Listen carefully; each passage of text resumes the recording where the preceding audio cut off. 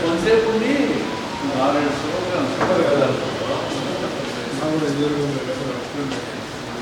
తీసి వచ్చాడు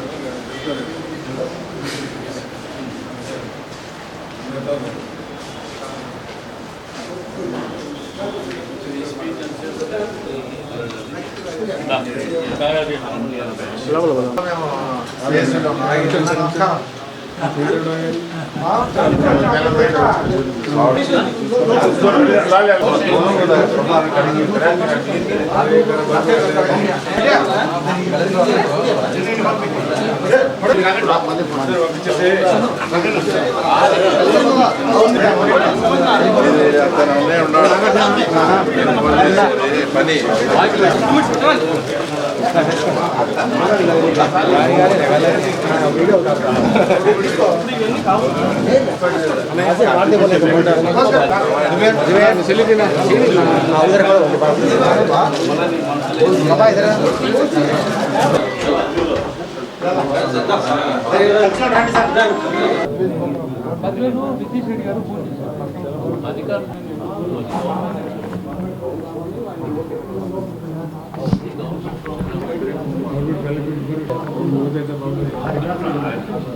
ఏం తీసుకొని తెచ్చుకోమను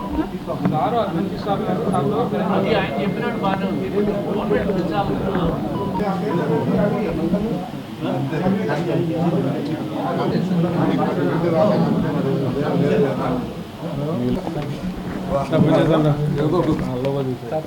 కొత్తగా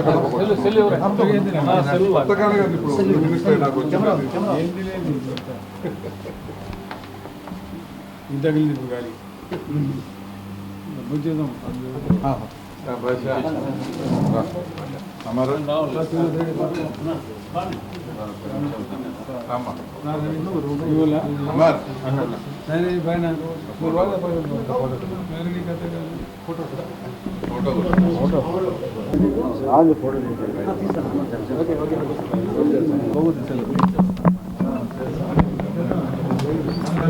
आया सारे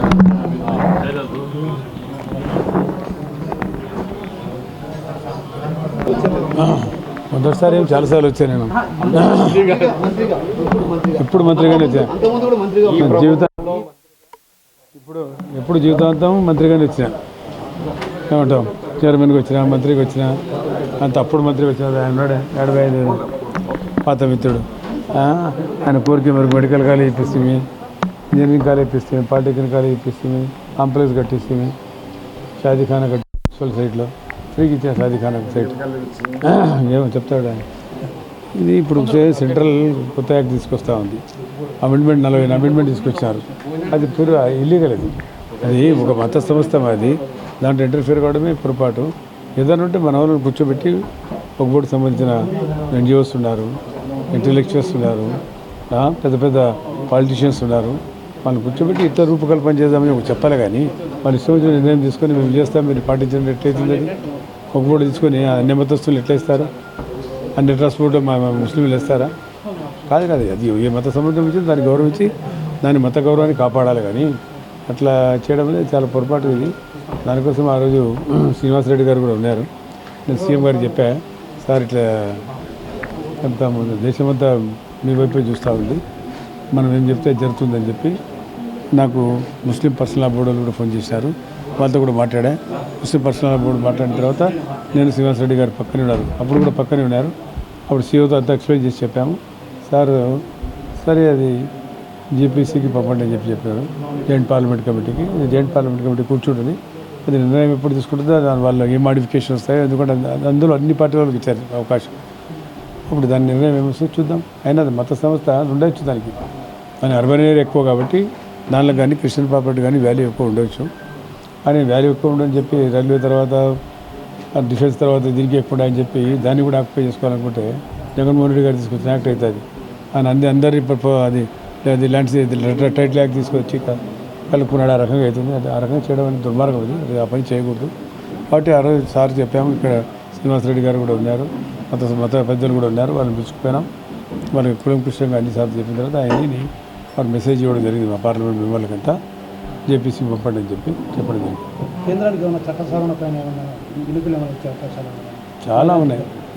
మైనారిటీ తరఫున ఎందుకంటే ఇప్పుడు వ్యతిరేకత వస్తుంది. చాలా ఎక్కడ పోయినా ఇదే అడుగుతున్నారు. వేరే విషయం అడగడం లేదు. మరి ఎస్పెషల్లీ రాయలసీమలో చాలామంది ఫోన్లు చేస్తున్నారు, మెసేజ్లు ఇస్తున్నారు. మమ్మల్ని సరే మమ్మల్ని కూడా చెప్తా ఉన్నారు, మీరు కూడా భాగం కదంటే అది భాగమే కాబట్టే నిలబడింది. ఇంతకుముందు వాజ్పేయి గారు ఉన్నప్పుడు కూడా మేము భాగం ఉన్నాం, కానీ ఇప్పుడు కూడా ఇలాంటి పని జరగలేదు. ఇప్పుడు కూడా జరగదని అనుకుంటాం. తప్పకుండా మన ప్రాపర్టీని కాపాడుకుంటాం. అది మా అధీనంలో వస్తాయని చెప్పి ఒక దృఢమైన సంకల్పం, నమ్మకం ఉంది మాకు.